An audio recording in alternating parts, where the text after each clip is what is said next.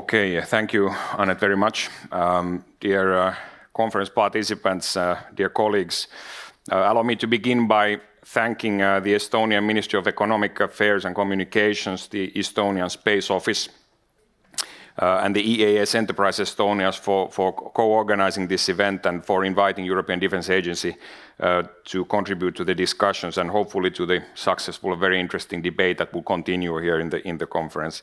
It's truly a pleasure to be here in Tallinn, as always, and just want to also from our side underline how important it is to allow us this kind of possibility to discuss in the current circumstances, also looking then further ahead on our cooperation in defense and space.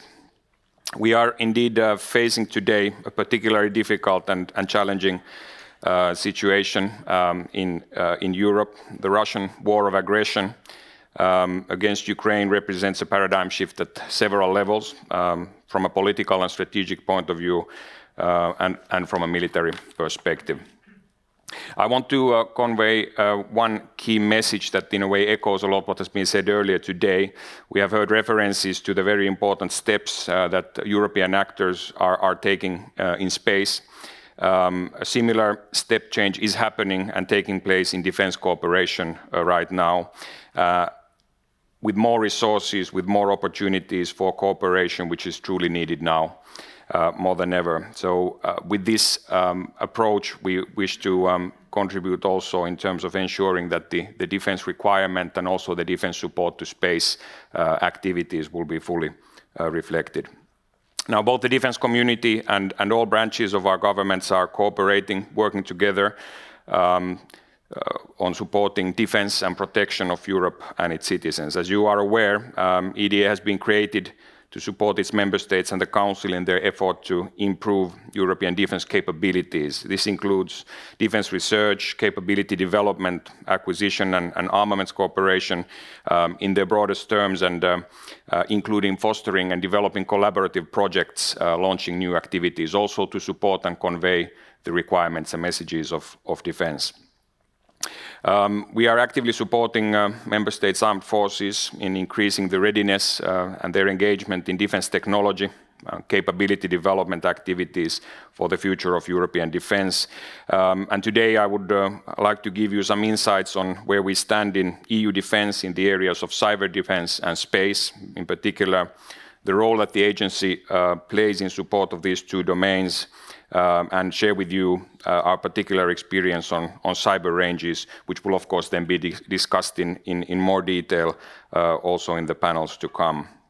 I will also look at some next steps that we envisage for cyber defense and space cooperation. Now we are in the agency's cooperation. We are covering all domains of military operations. But let me stress that both cyber defense and space are somewhat specific.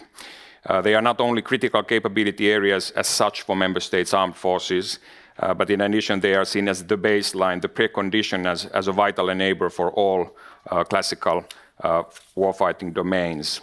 So cyber defense and space services are simply critical to all modern defense systems, and we need to pay more and more attention on the protection of those services. Let me first focus on cyber defense. Nowadays, indeed, cyberspace is recognized as a domain of military operations like the traditional ones such as land, airspace, or the high seas. Cyber defense has been identified as an EU capability development priority already in 2011. And since then, the agency has contributed to developing and shaping the European landscape in the cyber defense domain. The cyber defense program at EDA today contributes to developing the necessary capabilities for responsive cyber operations under 5 different work strands. Cooperation and synergies for cyber defense with other European and international stakeholders and actors responsible for cybersecurity. So we are focusing on the military and defense dimension of cyber cooperation. Research and technology to ensure the availability of state-of-the-art technologies that will have the most impact in the future to further strengthen our cyber defense capabilities. Education, training and exercises to improve the cyber defense skills, knowledge and abilities, but also awareness of military personnel. Then systems engineering to approach complex systems with the special emphasis on architecture, and finally implementation to systematically embed cyber defense measures in a cross-cutting way in the air, land, sea and space domains. So the EU is well positioned to benefit from synergies between civilian cybersecurity efforts and activities and military cyber defense activities. Cyber defense is and must remain dual use, and in that view, EDA has positioned itself in the domain as an interface for civil-military cooperation on cyber, with the colleagues in different institutions playing their part. Now, providing a bit more detail on our cyber defense activities, I'm saying a few words about the EDA Cyber Ranges Federation project in particular. This project is one of the first European initiatives aiming to join together and connect existing national cyber ranges and create a supportive community. And it has become a sophisticated, useful platform at the European level, not by building a new cyber range, but instead by interconnecting member states' national cyber defense exercise communities. This interconnection allows the project members to train, further improve their respective cyber defense skills, as well as to enhance the functionalities and capacities of existing, emerging and future cyber ranges. From our experience, we do recognize that cyber ranges are situated in a rapidly evolving market. The maintenance and evolution of the technical feature of a cyber range, but also the development of new scenarios are challenging the already scarce resources. So these are reasons that keep us believing that joint initiatives, including pooling and sharing of services, are still relevant. And I think we heard good references to this also in diversifying and having new actors joining that effort as well. We will certainly hear more on these challenges later today in the panel on the end-to-end space cyber ranges, which will be moderated by my colleague Holger Lushov in a moment. Now, how do we see the future in cyber defense cooperation? The relevance, indeed, of the cyber domain in the daily life of EU citizens is constantly growing, but also its relations with military operations across all domains. In EDA, we foresee a continuous increase in relevance and the pace of technology development, and it will influence our cooperation daily. So we need to at least keep up with this pace and rather be at the forefront of the development and use the tools we have on enabling cooperation among different sectors. New cyber threats are showing up every day in many and even unexpected sectors of modern societies. We will continue to analyze this area, support the development of new military capabilities for member states. An example, we will announce in November, the launch of a first ever network of military computer emergency response teams cooperation called MikeNet, which would be signed by ministers of defense. So it's really about exercising, practicing in the defense military CERT area. We are also looking into cyber research and technology, as disruptive innovations in defense are opportunities that truly cannot be lost. To provide you with just one example within the research agenda of the EDA, I must highlight that artificial intelligence is in our focus because it will facilitate the measures and controls of cyber defense by providing automatic detection of threats without operator intervention, will support the creation of networks that heal themselves by installing semi-autonomous or autonomous smart agents in a much faster time than the action of the human being. Other technologies of interest, such as quantum computing, cloud security, blockchain, the Internet of Military Things, will further shape the next generation of cyber defense capabilities.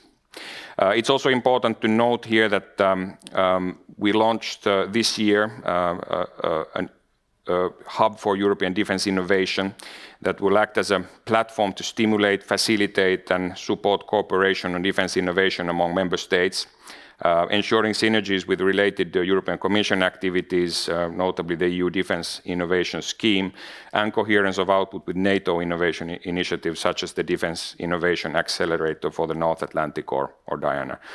It's also worth noting that this year our Innovation Prize, which we have been running for some years now, especially to engage with new actors in support of defense, will focus on protection of space infrastructure. So very much what we also were discussing in the last panel.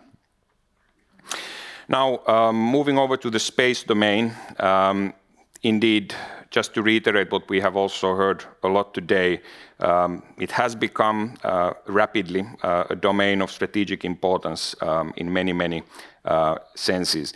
Similar to cyber defense, space-based information and communication systems and services have been identified as an EU capability development priority since many years, and in EDA we are working on all the classical space topics from satellite communication to Earth observation to positioning, navigation and timing, as well as space situational awareness, or SSA.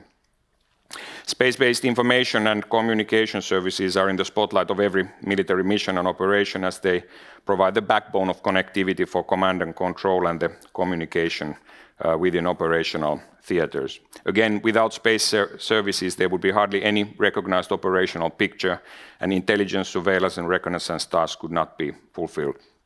So like cyber, space is to a very wide extent dual use, and we are well aware that space is on its way to become a place for increasing competition as well, more and more congested but also contested. Space and the need for cooperation on capabilities related to it is addressed in all recent documents that our political leaders have agreed, be it in the strategic compass or the defense investment gap analysis that we conducted this autumn. And it's of course worth noting that already more than 10 years ago we have concluding an administrative arrangement with the European Space Agency where we are then working on issues like cyber and space that are related to our common interest. So the growing importance of space for defense was further recognized through the identification of defense in space as an area where defense collaboration is assessed to be most promising, most pressing and most needed. This was one of the so-called focus areas that the Ministers of Defense noted in 2020 as part of the first coordinated annual review on defense. So these 6 areas that were highlighted, among them is the defense in space. And there was also background to that is that we see that several member states do have plans, intentions and similar aims in reinforcing their space capabilities, and this is also why it's an important area for cooperation. We have therefore established the Defense in Space Forum within EDA with the aim to develop a European common approach to defense capabilities in space by making best use of all the available instruments. In particular, we want to improve access to space-based services for EU CSDP actors and national defense users, importantly and equally. We want to optimize space resources, better protect space-based assets and increase coherence in member states' space capabilities for defense. But we also want to ensure that there is a common defense voice when it comes to promoting European defense and EU defense requirements towards wider EU space policies and initiatives like the EU Space Programme, the Union Secure Connectivity Initiative and the EU approach to space traffic management. Based on its broad space expertise and in close cooperation with member states, EDA will strive to contribute to all these activities with military requirements to ensure that they are duly taken up and addressed in the respective programs. And of course, this is a close interaction that is already ongoing. In EDA, we have more than a decade of experience in providing satellite communication services to our member states. Services that our member states can order in a quick and easy manner based on established arrangement with both commercial and governmental service providers. On space-based Earth observation, we have identified European military requirements for the time frame 2025-2030, going then beyond currently planned nationally focused programs alone, and are currently investigating implementation options for a space segment with small mini microsatellite constellations for a multi-mission, multi-sensor ground segment and for improved use and sharing of satellite imagery. The same is valid for SSA, STM, where the identification of the military user requirements is ongoing. Now here again, to make a link to cyber defense, with an evident exponential rise of investments in space technologies and space-based assets, the vulnerability of this critical infrastructure is becoming one of our main concerns. Security and protection, or in other words also resilience of this critical infrastructure to threats is becoming increasingly important for all actors in space, and this will define our future activities as well. So again, increasing cooperation, harnessing the full potential of innovation and actors in defense is very, very important on the next steps. I want to, for our part, also send the message that there will be deepening, accelerating, and more opportunities in this cooperation, as we also hear from other actors in the area. So with this, I would conclude my overview on focusing now mainly on cyber defense and space. I'm sure that the afternoon panels will contribute to more light on these topics, and also how we are there to support member states and this work. And I truly wish the conference great discussions also for the rest of today and tomorrow, and now happy to discuss if any comments. Thank you very much.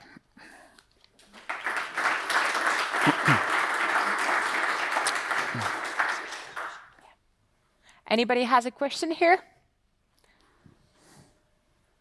I was hoping that the energy is flowing after lunch now, so we would have questions. Any questions? There is one there.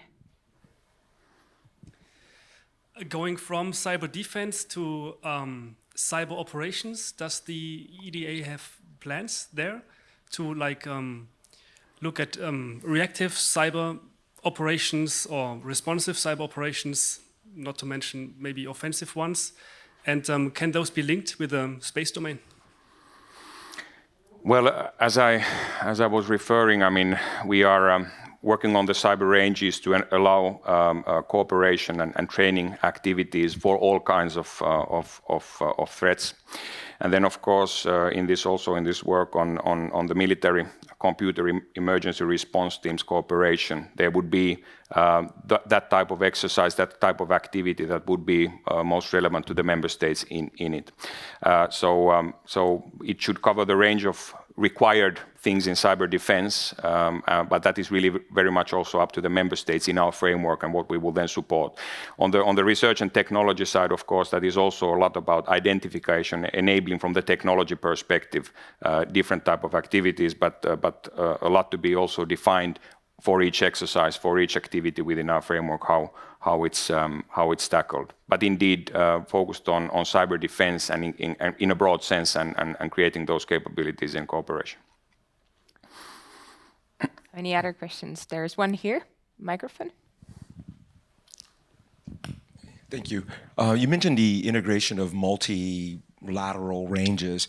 Are you finding any challenges in terms of the operating systems and hardware, in terms of how ranges are configured and deployed?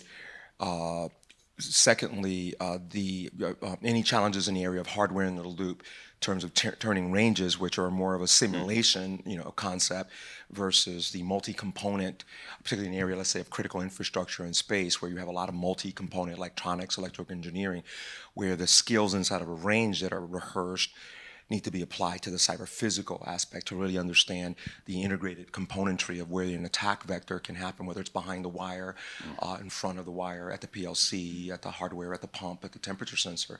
So that's the first question that I have, and I'm really interested in where you're going with ranges in terms of space-related assets. But it sounds like that's happening here in Estonia. It seems like Estonia is very progressive there. And you mentioned the emergency response. I was just in the UK a couple of weeks ago, and I know there's an initiative there to develop a US-based international system of responding to cyber emergencies the way the US FEMA, Federal Emergency Management System, responds, which is a well-tried and proven system for disaster response, but applying that to cyber response on a multinational basis. Two questions there. Is that the intent of my summary is the intent of your emergency response system, something like that, so that there's a common language, common operational playbook for cyber emergencies, even those that are cross-border, and in the complexity of different range architectures and systems and the integration of those and the hardware in the loop aspect. Okay, thank you very much. I will tackle those those both. I also, of course, do not want to preempt the important discussion that my colleagues will have on that. So I will focus on the principal approach on how we do now.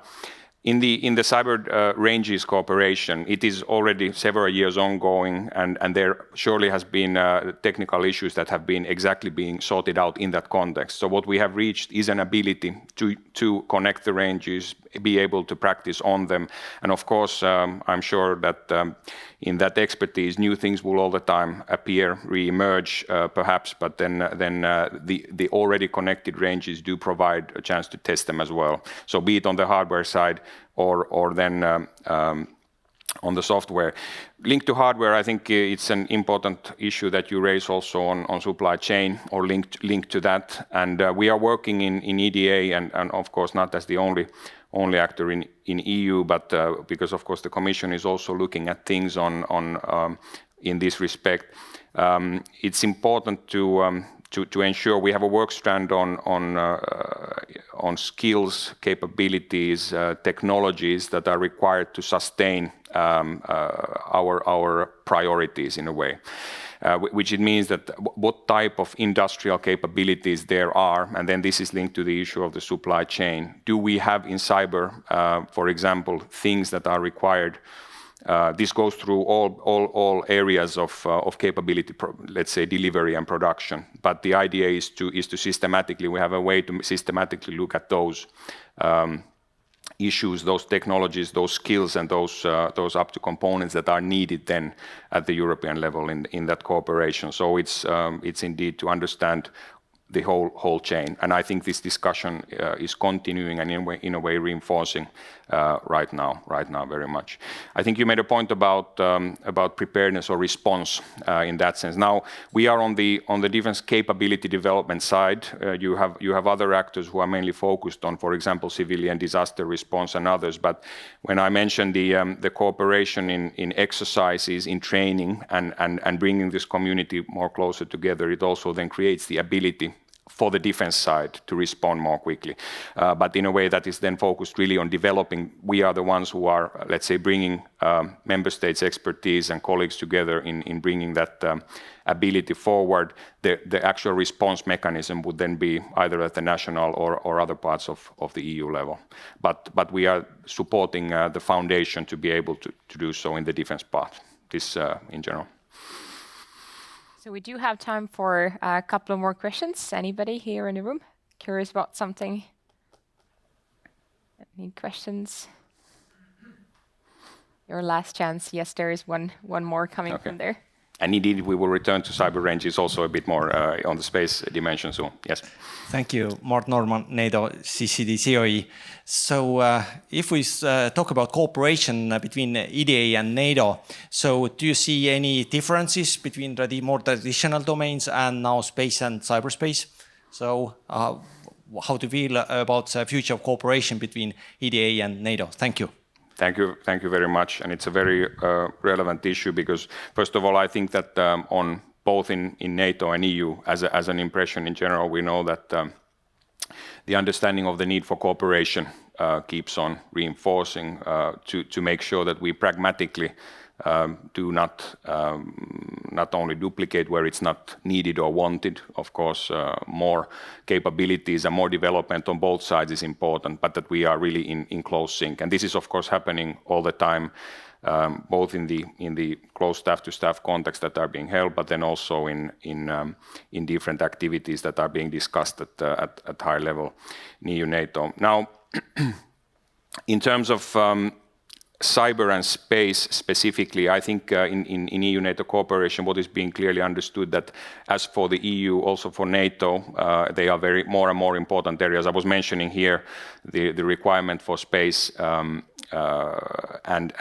cyber capabilities in EU, and then of course not speaking on behalf of NATO here, but just saying that we share that, for example, in the future innovation activities and things that we need to focus our efforts on, I'm convinced that there is more and more that we need to do on that. There is another issue which I think is very important, is the interoperability in these domains, as we discussed earlier, as we diversify also the participation. So we really need to make sure that the interoperability will be high in the future and not compromised in any way, even if there are new actors and new technologies that are coming on board. So this in specific and or more generally, and then of course we are working on really tens of different actions in capability development, but with these principles in mind, on interoperability and mutual reinforcement. There's 2 more hands. Hi, this is Srinivas from GMV, Germany. Similar to the previous question, instead of NATO, how will be the landscape looking for EDA and commercial European players' engagement within the EDA procurement? And the second part of the question, is there any similarity that could be expected in streamlining of the procurements from the EDA, from the commercial players? Can you repeat the second part? Streamlining of the procurement, whether it's data or services, for the purpose of or application of EDA from the commercial actors in Europe. Okay, maybe to start with the second part on the streamlining. As I was mentioning briefly, we already have certain framework contracts for the provision, for example, of satellite communication services. And I think it's important, maybe there is work for us to do, is to make sure that we inform on all these availabilities very, very actively for the new actors in the area. All of this, of course, follows a very carefully based procurement process, so everything is based on the relevant legislation on EU procurement when it's done by the EU itself, and then of course the member states in projects or programs that are there, and if they are using the agency in their support, will also follow the agreed principles on procurement. But what I think, and perhaps this is what you're referring to, is we need to inform on these availabilities of incoming new sources of funding, new programs, the outlook on what industry can be part of in the future, and new actors. And this is indeed the intention. And returning to this also, of course, that Defence Innovation Prize is there to have also non-traditional, not exclusively, but all innovators joining and giving that visibility is very important, and that visibility, ability to, for example, come to our meetings with member states and others and present what has been developed, will then lead to access and more knowledge and understanding of what the opportunities are. But I think we have to watch this very, very carefully, and now that resources and investments are being allocated to this area, that also this part of procurement will follow. On EU and NATO, they are distinct actors and distinct processes as well, and in the EU side, we follow the EU regulations and rules, and of course our mandate also in that sense is a European one. When in EDA's case, it is mainly member states' investment that are then brought together.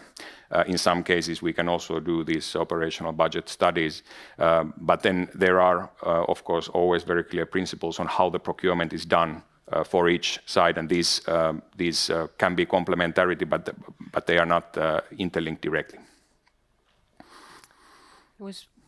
Yes, one more question. My name is Dan Bogdanov from Cybernetica, Chief Scientific Officer. Cybersecurity technologies have not been made equal. So that means that in some settings where it's high risk, you need to pick stronger ones. So how will the European defense sector decide on which ones to pick? Will it adapt standards from the civilian sector, or will it try to create its own? I mean, our logic of work has always been capability driven, and I think then we have to be, of course, open to traditional. We need traditional actors or those who have established capabilities, and then in a competitive and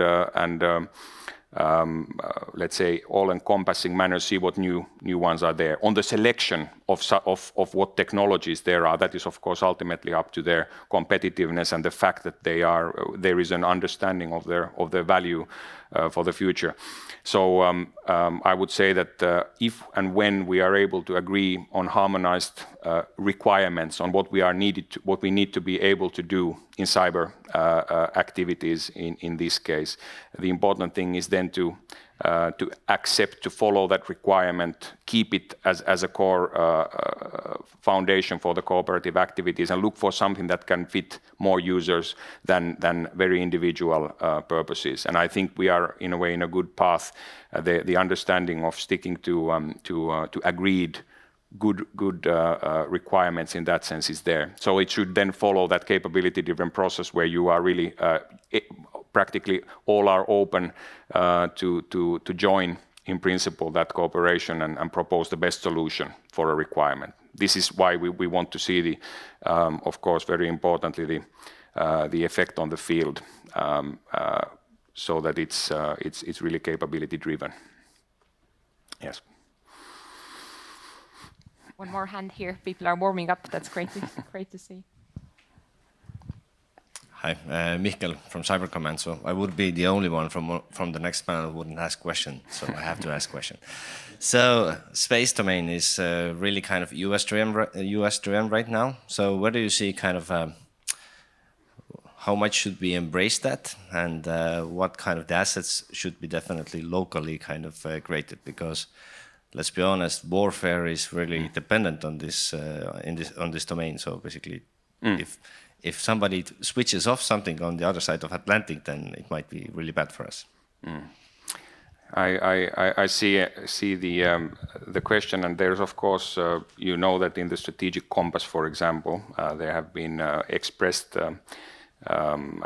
objectives to increase our ability to produce these capabilities more, which is of course, by the way, something that has been called also transatlantically for Europe to invest and ensure that these capabilities are there. So I think there is no negative, let's say, implications of investing more to create resilient and capable systems also in space that are serving the European requirement in the future.